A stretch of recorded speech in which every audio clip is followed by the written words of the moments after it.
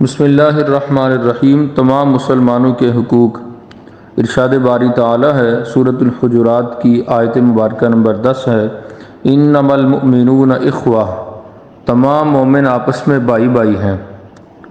سورۃ الحجرات کی آیت نمبر 11 ہے، لا یسخر قوم من قوم عسى ان یکونوا خیرا منہم، لوگ ایک دوسرے کا مذاق نہ اڑائیں، کیا معلوم وہ ان سے بہتر ہوں۔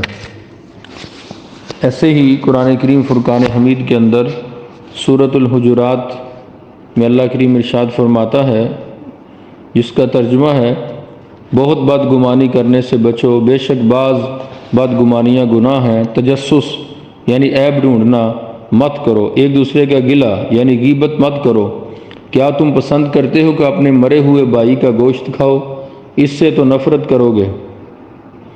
تو پھر غیبت بھی ایسے ہی ہے، بدگمانی اور تجسس ایسی عظیم معاشرتی برائیاں ہیں کہ اگر ان سے انسان بچ جائے تو حسن معاشرت کے اکثر پہلوؤں پر اسے دسترس مل جائے۔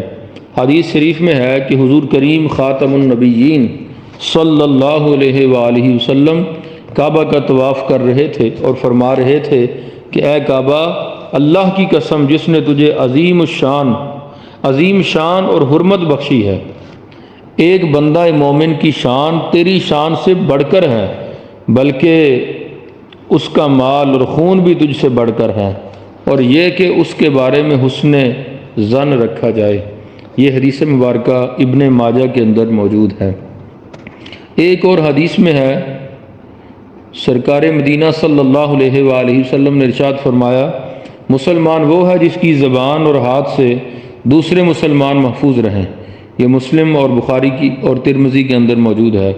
حسن ظن کا تعلق سوچ اور خیال سے ہے، بولنے کا تعلق زبان سے ہے، مارنے کا تعلق ہاتھ سے ہے۔ خیال، زبان اور ہاتھ تینوں چیزوں کو مومن کے معاملے میں پابند سلاسل کر دیا گیا ہے۔ حاجت روائی، مشکل کشائی اور پردہ پوشی کے بارے سماعت فرمائیں۔ جو اپنے بھائی کی حاجت روائی کرے گا، اللہ اس کی حاجت روائی کرے گا۔ جس نے مسلمان کی مشکل کشائی کی، اللہ تعالیٰ قیامت کے روز اس کی مشکل کشائی کرے گا۔ جس نے مسلمان کی پردہ پوشی کی، قیامت کے دن اللہ تعالیٰ اس کی پردہ پوشی کرے گا۔ بخاری، مسلم، ابو داؤد، ترمذی، ان ساری کتب کے اندر یہ حدیث پاک موجود ہے۔ ایک اور حدیث میں ہے، مومن ایک دوسرے کے لیے دیوار کی طرح ہیں، جس کی اینٹیں ایک دوسرے کو طاقت دیتی ہیں۔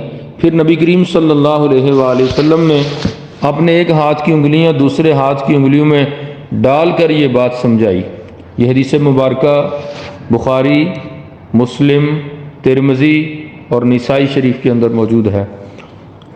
فرمایا، مسلمان کا بھائی ہے، اس پر ظلم نہیں کرتا اور اسے اکیلا نہیں چھوڑتا اور اسے حقیر نہیں سمجھتا۔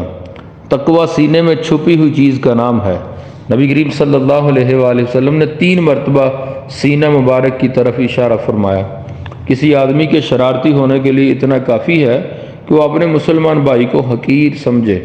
تمام مسلمانوں پر مسلمانوں کا خون اور مال و متاع حرام ہے۔